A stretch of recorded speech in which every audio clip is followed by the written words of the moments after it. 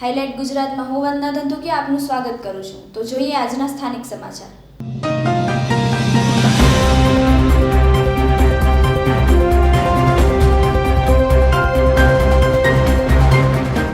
કચ્છના વિવિધ મુદ્દાઓને લઈને ભીમ આર્મી ગુજરાત પ્રદેશના વરિષ્ઠ ઉપાધ્યક્ષ લખનભાઈ ધુવાની હાઇલાઇટ ગુજરાતે લીધી ખાસ મુલાકાત।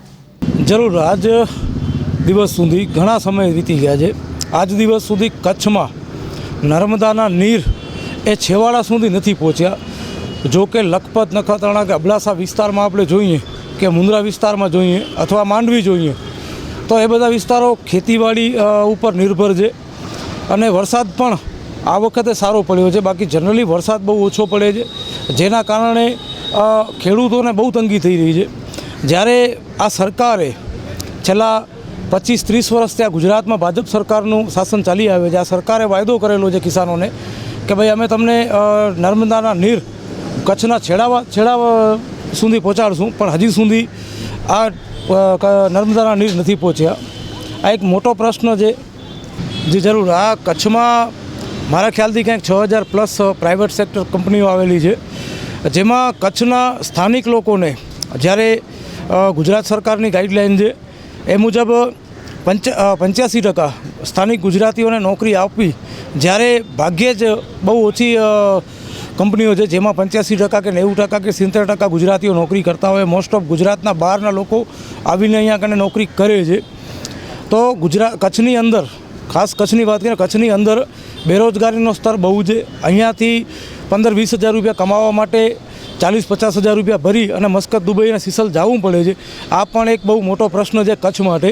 તો આના માટે નરેન્દ્રભાઈ મોદી કચ્છ આવી રહ્યા છે તો બેરોજગારી માટેનો જે મુખ્ય મુદ્દો છે એ પણ ધ્યાને લે, સાથે નર્મદાના નીર પણ ધ્યાને લે કે નર્મદાનું પાણી હજી સુધી કચ્છમાં પૂરતું પહોંચ્યું નથી।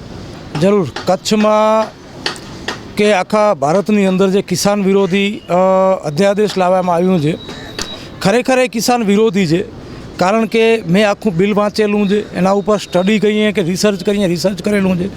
આ ફક્ત કિસાનો માટે નહીં, જો એપીએમસી 1955માં એપીએમસી લાગુ થઈ, એપીએમસીને ખતમ કરવાવાળો બિલ છે, એપીએમસી ખતમ થઈ જશે તો પૂંજીપતિ, જે લોકો પૂંજીવાદને માને છે, જે લોકો પૈસાદાર વ્યક્તિઓ છે, અડાણીને અંબાણી જેવા, એ લોકો ધાન જે પોતાના ગોડાઉનમાં ભરીને રાખશે અને મોંઘા ભાવમાં વેચશે, કિસાનો પાસેથી સસ્તું લઈ અને મોંઘા ભાવમાં વેચશે। એટલે આમ જનતા જે આમ પબ્લિક છે એને પણ ક્યાંક ને ક્યાંક મોંઘવારીની ચપેટમાં જરૂર આવશે આ કિસાન બિલના કારણે। કારણ કે કિસાન બિલમાં ખરેખર મોદી સરકારને કિસાન બિલ પાછો લઈ લેવો જોઈએ।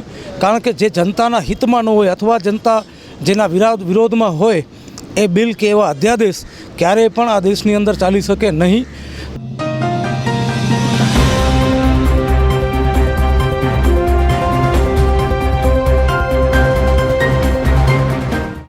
ભુજ મધ્યે આવેલ પશુપાલક નિયામક શ્રીની કચેરીમાં ગોવાળિયાઓની ગઠ જોવા મળી અને કચેરીમાં સાફ સફાઈનો પણ અભાવ જોવા મળ્યો। આજરોજ અમારી હાઇલાઇટ ગુજરાતની ટીમ દ્વારા ભુજ શહેર મધ્યે આવેલ મદદનીશ પશુપાલક નિયામક શ્રીની કચેરીની મુલાકાત લેવામાં આવી હતી। આ કચેરીની મુલાકાત લેતા આ કચેરીમાં 204 ભેંસ અને 291 જેટલી ગાયોનો પશુપાલક મદદનીશની કચેરી દ્વારા નિભાવ થઈ રહ્યો છે, જેમાં 6 જેટલા ગોવાળિયાઓ દેખરેખ કરી રહ્યા છે। જેમાં જાણવા મળેલ માહિતી અનુસાર આ કચેરીઓમાં ગોવાળિયાઓની ગઠ જોવા મળે છે, જેથી આ પશુઓની દેખરેખ સમય અનુસાર યોગ્ય થઈ શકતી નથી, જેથી આ કચેરીમાં દેખરેખ ગોવાળિયાઓ દ્વારા ગોવાળિયાઓની સંખ્યા વધારવા ખાસ માંગ કરવામાં આવી હતી અને આ કચેરીમાં સફાઈનો પણ અભાવ જોવા મળી રહ્યો છે।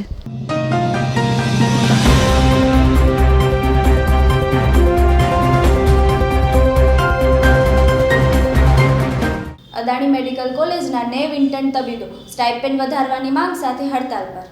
કોરોનાની મહામારી વચ્ચે સ્ટાઇપેન્ડમાં વધારાની માંગ સાથે રાજ્યની વિવિધ મેડિકલ કોલેજમાં ઇન્ટર્ન તબીબો આજથી અચોક્કસ મુદ્દતની હડતાલ પર ઉતરી ગયા છે, જેમાં કચ્છમાં અદાણી મેડિકલ કોલેજના 90 જેટલા ઇન્ટર્ન તબીબો પણ હડતાલમાં જોડાયા છે। રાજ્યની અન્ય મેડિકલ કોલેજના ઇન્ટર્ન તબીબો હાલે 12800 સ્ટાઇપેન્ડ ચૂકવાય છે, જે વધારીને ઓછામાં ઓછું 20000 કરી આપવાની માંગ સાથે અચોક્કસ મુદ્દતની હડતાલમાં ઉતરી ગયા છે। ભુજની અદાણી મેડિકલ કોલેજના હડતાલ પર ઉતરેલા 90 જેટલા ઇન્ટર્નશીપ કરતા તબીબોએ તેમની માંગ અંગે જણાવ્યું હતું કે અમોને હાલે માસિક 5,000 સ્ટાઇપેન્ડ ચૂકવાય છે, જ્યારે રાજ્યની અન્ય મેડિકલ કોલેજના ઇન્ટર્નશીપ કરતા તબીબોને 13,500 ચૂકવાય છે. તેઓ 20,000 સ્ટાઇપેન્ડ કરવાની માંગને લઈને હડતાળ પર ગયેલ છે.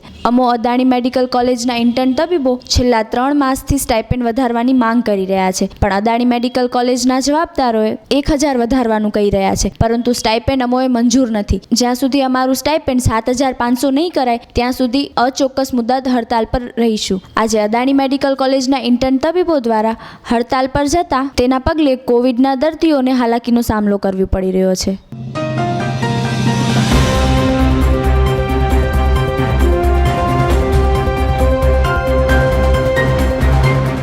રાજ્યની સાથે કચ્છના આરોગ્ય કર્મીઓ હડતાલમાં જોડાશે. આરોગ્ય વિભાગમાં ફરજ બજાવતા વિવિધલક્ષી આરોગ્ય કર્મચારી, મહિલા આરોગ્ય કર્મચારી સહિતને 1800ના ગ્રેડ પેમાં સમાવવામાં વર્ષોથી માંગણી થઈ રહી છે, જે રાજ્ય સરકાર દ્વારા સંતોષાતી ન હોવાથી ટૂંક સમયમાં ગુજરાત રાજ્ય વિવિધલક્ષી આરોગ્ય કર્મચારી મંડળ દ્વારા હડતાલનું એલાન કરવા આયોજન થઈ રહ્યું છે, જેમાં કચ્છ એકમ પણ જોડાશે. કોરોના જેવી મહામારીમાં પણ માર્ચ માસથી આરોગ્ય કર્મચારીઓ ખડે પગે સેવારત છે. વિવિધલક્ષી આરોગ્ય કર્મચારી, મહિલા આરોગ્ય કર્મચારી સહિતના 1400થી પણ વધુ કર્મીઓ કોવિડના ચેપગ્રસ્ત બન્યા છે, જેને લઈને તેમના પરિવારમાં પણ સંક્રમણ થયું છે. આ વિકટ સંજોગોમાં પણ કર્મચારીઓ ફરજ બજાવી રહ્યા છે. આ ઉપરાંત મેલેરિયા નાબૂદી, વાહકજન્ય રોગોના નિયંત્રણ, રસીકરણ, ક્ષયરોગ નિર્મૂલન, મૃત્યુદર અટકાવવા અને આરોગ્યને લગતી વિવિધ યોજનાઓ છેવાડાના ગામો સુધી પહોંચે તેના માટે નિષ્ઠાપૂર્વક ફરજ બજાવી રહ્યા છે. આ કર્મચારીઓને ખંતપૂર્વક કામ કર્યું હોવા છતાં સરકાર અને અધિકારીઓ દ્વારા તેમને હાંસિયામાં જ રાખવામાં આવ્યા છે. તેમ છતાં આવું અપમાન સહન કરીને પણ લોકોની ખડે પગે સેવા કરી રહે છે તેમ જણાવતા કચ્છ એકમના મુખ્ય કન્વીનર સાવધાન ગઢવીએ જણાવ્યું હતું કે મહામંડળ દ્વારા હડતાલનું એલાન અપાશે ત્યારે કચ્છ પણ તેમાં જોડાશે.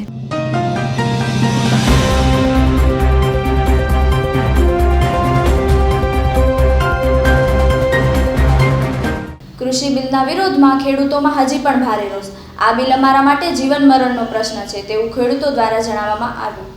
કેન્દ્ર સરકાર દ્વારા લાવવામાં આવેલ કૃષિ કાયદા પર છેલ્લા 20 દિવસથી પંજાબ, હરિયાણાના હજારો ખેડૂતો દિલ્હીની સરહદ પર પ્રદર્શન કરી રહ્યા છે. ખેડૂતો કેન્દ્રની મોદી સરકારને પોતાના 3 કૃષિ બિલ પરત ખેંચવાની માંગ કરી રહ્યા છે, પરંતુ મોદી સરકાર કાયદાને પરત ખેંચવા માંગતી નથી. ખેડૂતોના 20 દિવસથી ચાલતા પ્રદર્શન પર અમદાવાદના સામાજિક કાર્યકર્તા છેલ્લા 4 દિવસથી ત્યાંની પરિસ્થિતિનો તાગ મેળવવાનો પ્રયાસ કર્યો હતો. અહીં સિંધુ બોર્ડર પર લગભગ 30-25 કિલોમીટર હાઈવે પર ટ્રેક્ટર અને ટ્રકો સાથે લોકો પ્રોટેસ્ટમાં જોડાયા છે. 30થી 35 કિલોમીટર સુધી સુંદર નજારા જોવા મળે છે. લોકો પોતાનો સામાન, રાંધવાનું, ઓઢવાનું, પાથરવાનું પોતપોતાની ટ્રેક્ટર અને ટ્રોલી લઈને આવ્યા છે.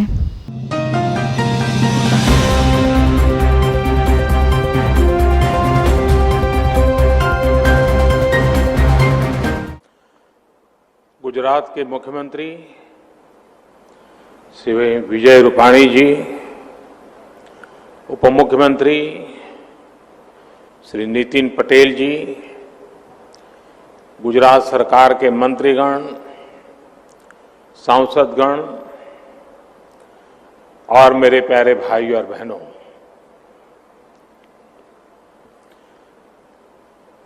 कियो कच्छी माड़ो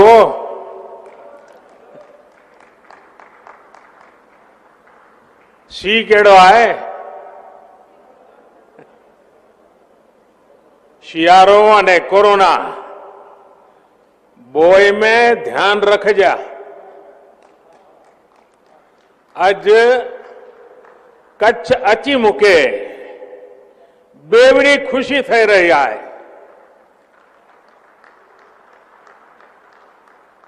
बेवड़ी एटले आए के कच्छड़ो मुझे दिल जे बोरो आए.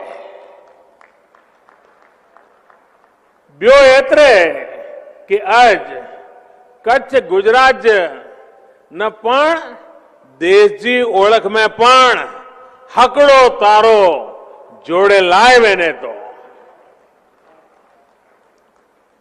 साथियों, आज गुजरात और देश के महान सपूत सरदार वल्लभ भाई पटेल जी की पुण्यतिथि भी है. मां नर्मदा के जल से गुजरात का कायाकल्प करने का सपना देखने वाले सरदार साहब का सपना तेजी से पूरा हो रहा है। केवड़िया में उनकी दुनिया की सबसे ऊंची प्रतिमा हमें दिन रात एकजुट होकर देश के लिए काम करने की प्रेरणा देती है। सरदार साहब का स्मरण करते हुए हमें इसी तरह देश और गुजरात का गौरव बढ़ाते ही रहना है। साथियों, आज कच्छ में भी नई ऊर्जा का संचार हो रहा है। सोचिए, हमारे कच्छ में दुनिया का सबसे बड़ा हाइब्रिड रिन्यूएबल एनर्जी पार्क, और ये कितना बड़ा है? जितना बड़ा सिंगापुर देश है, बहरीन देश है, लगभग उतने बड़े क्षेत्र में कच्छ का ये रिन्यूएबल एनर्जी पार्क होने वाला है। अब आपको अंदाज आता होगा कि कितना विशाल होने वाला है। 70,000 हेक्टेयर, यानी भारत के बड़े बड़े शहरों से भी बड़ा ये कच्छ का रिन्यूएबल एनर्जी पार्क। ये जब सुनते हैं ना, ये शब्द कान में पड़ते हैं, ये सुनकर कितना अच्छा लगता है। लगता है कि नहीं लगता है कच्छ वालों को?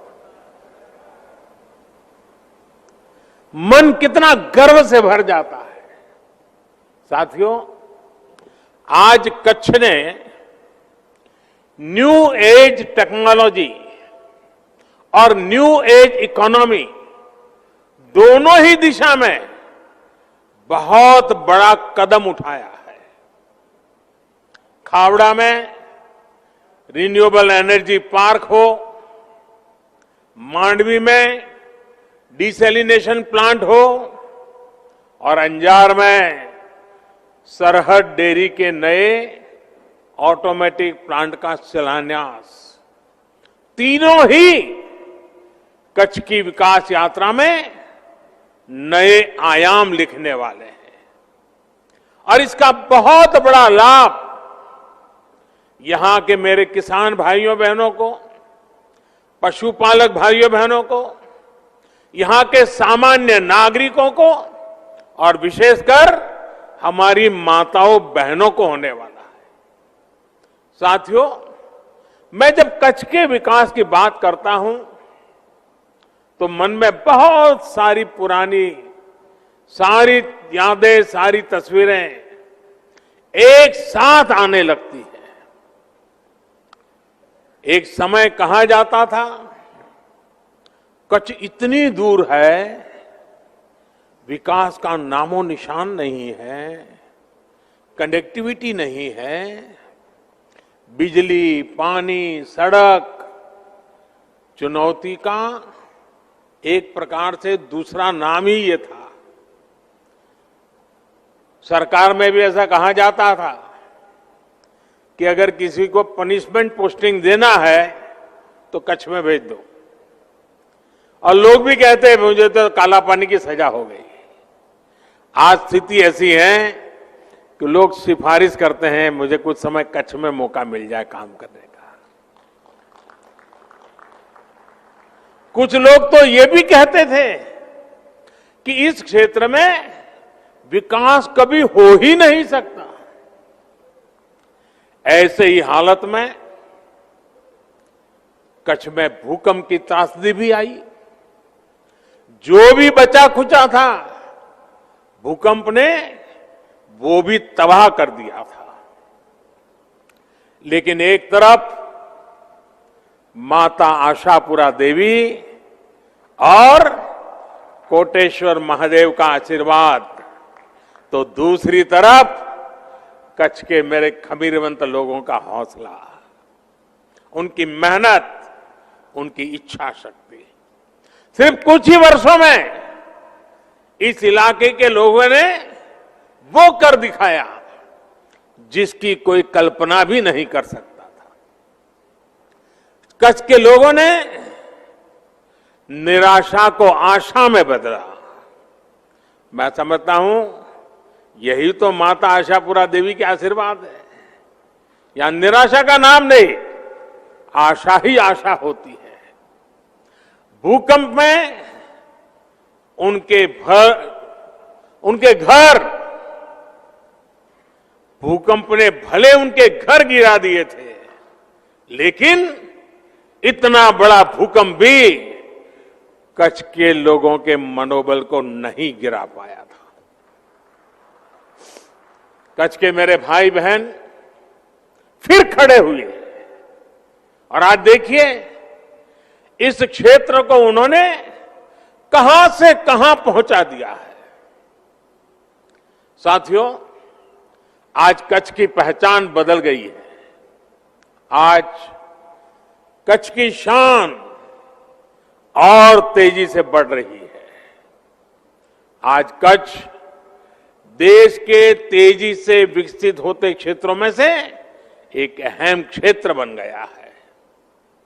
यहां की कनेक्टिविटी दिनों दिन बेहतर हो रही है। इस सीमावर्ती इलाके में लगातार पलायन, और पहले तो जनसंख्या का हिसाब देख लीजिए, माइनस ग्रोथ होता था और जगह पे जनसंख्या बढ़ती थी, यहां कम होती थी क्योंकि लोग चले जाते थे।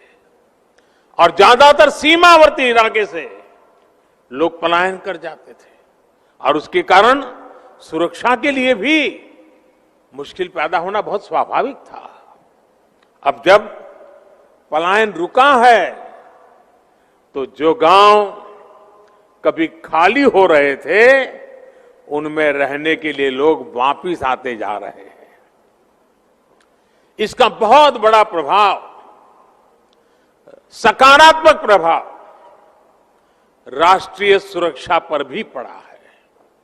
साथियों, जो कच्छ कभी वीरान रहता था, वही कच्छ देश और दुनिया के पर्यटकों का प्रमुख केंद्र बन रहा है। कोरोना ने जरूर मुश्किलें खड़ी की हैं, लेकिन कच्छ का सफेद रण, कच्छ का रणोत्सव पूरी दुनिया को आकर्षित करता है। एवरेज औसतन 4 से 5 लाख टूरिस्ट रणोत्सव के दौरान यहां आते हैं।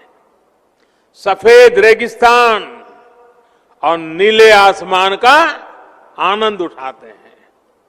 इस तरह के बड़े पैमाने पर सांस्कृतिक कार्यक्रम, कच्छ के स्थानीय सामानों की इतनी बड़े पैमाने पर बिक्री, यहां पारंपरिक खान पान की लोकप्रियता एक जमाने में कोई सोच भी नहीं सकता था।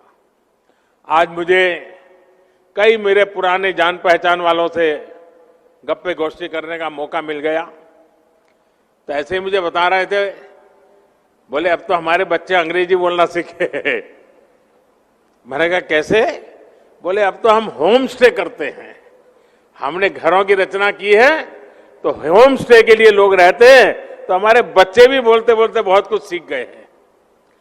कच्छ ने पूरे देश को दिखाया है कि अपने संसाधनों पर, अपने सामर्थ्य पर भरोसा करते हुए किस तरह आत्मनिर्भरता की तरफ बढ़ा जा सकता है। मैं दुनिया के डेवलपमेंट एक्सपर्ट्स,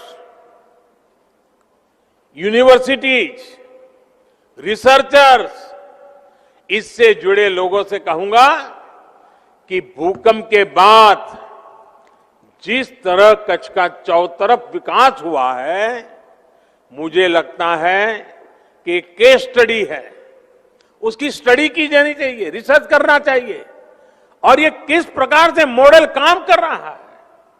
इतने बड़े भयंकर भूकंप हादसे के 2 दशक के अंदर अंदर इतना बड़ा सर्वांगीण विकास हर क्षेत्र में और वो भी जहां ज्यादातर भूमि सिर्फ रेगिस्तान है।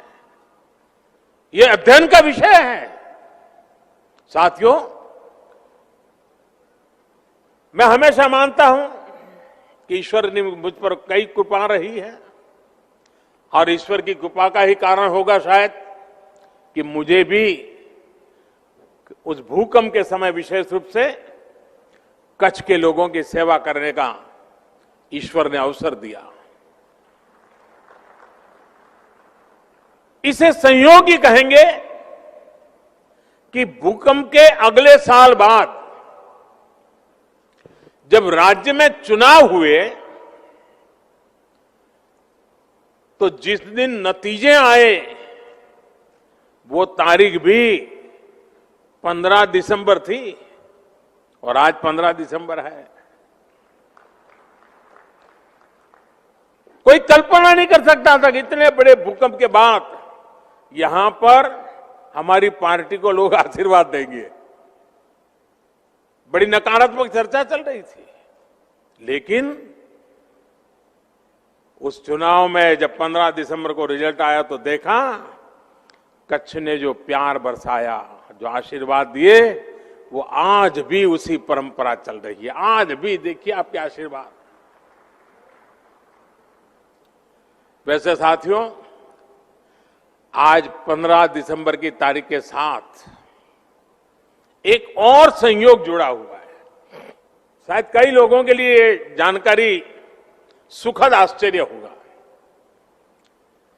देखिए, हमारे पूर्वज भी कितनी लंबी सोच रखते थे, कितने दूर का सोचते थे। आजकल कभी कभी नई पीढ़ी की सोच वाले लोग पुराना सब निकम्मा है, बेकार, ऐसी बातें करते हैं ना। मैं एक घटना सुनाता हूं।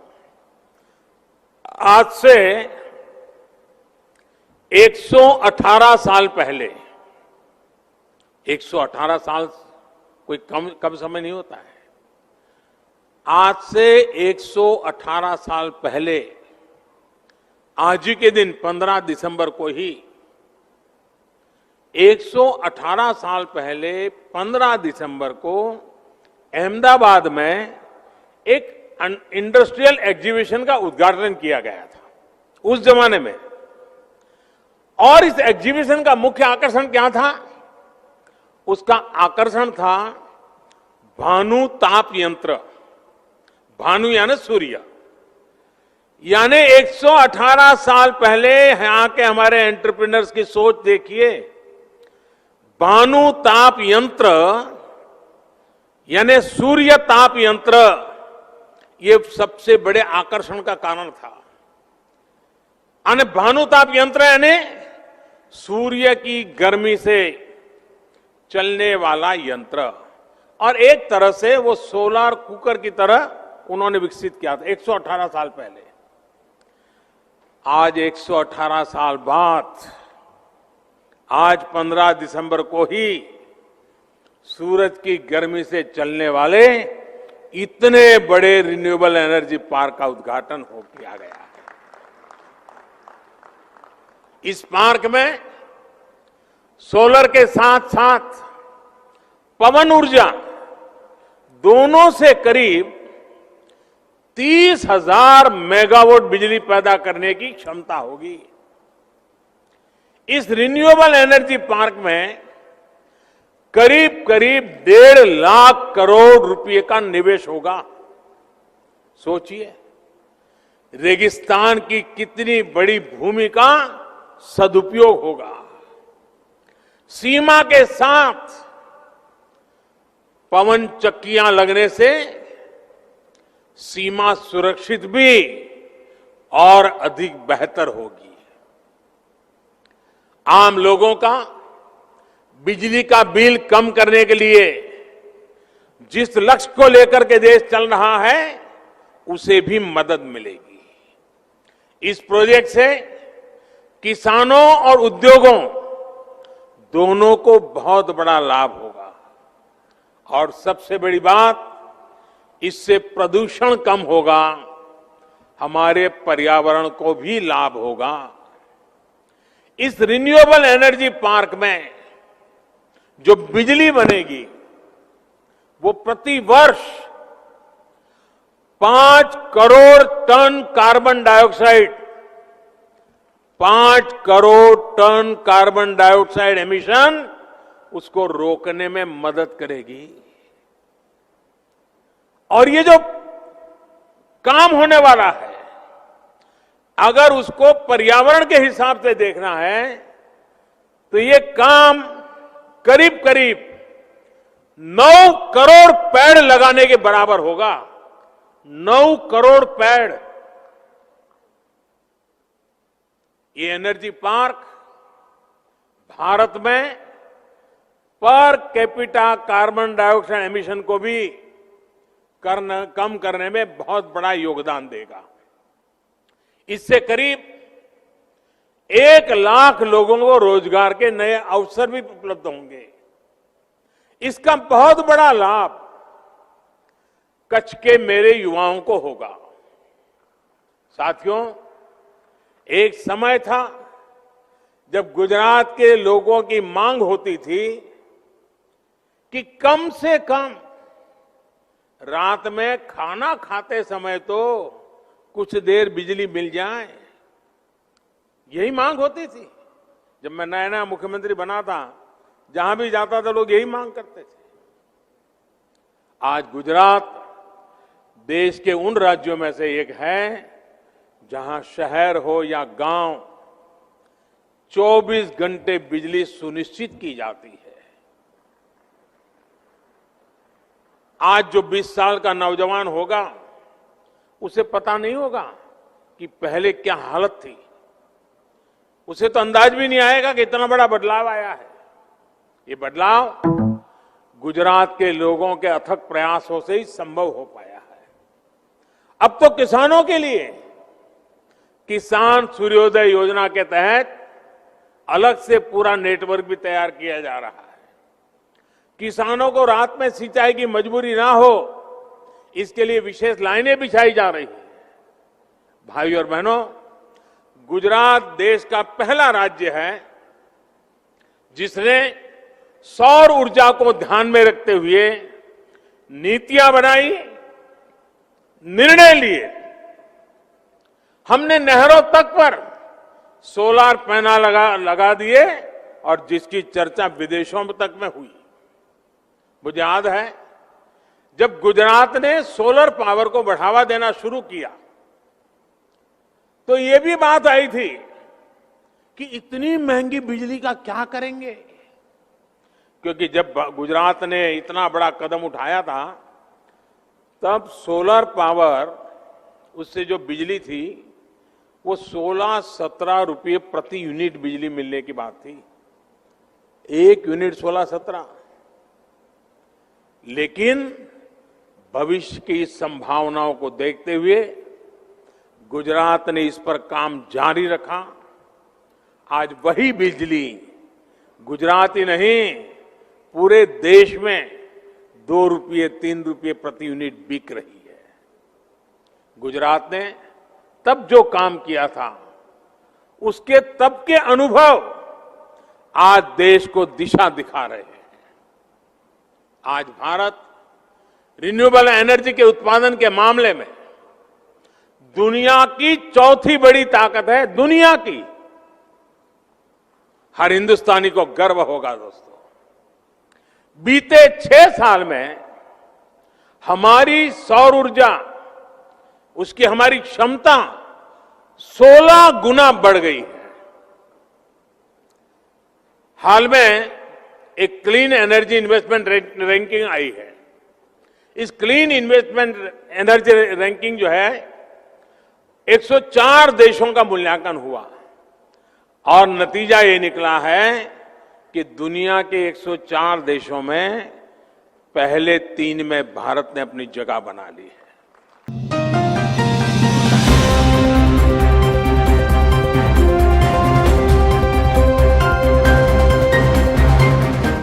તો આ હતા આજના સમાચાર। આવતીકાલે ફરી મળીશું આ જ સમય અને આ જ માધ્યમ દ્વારા। ત્યાં સુધી રજા આપશો। નમસ્કાર।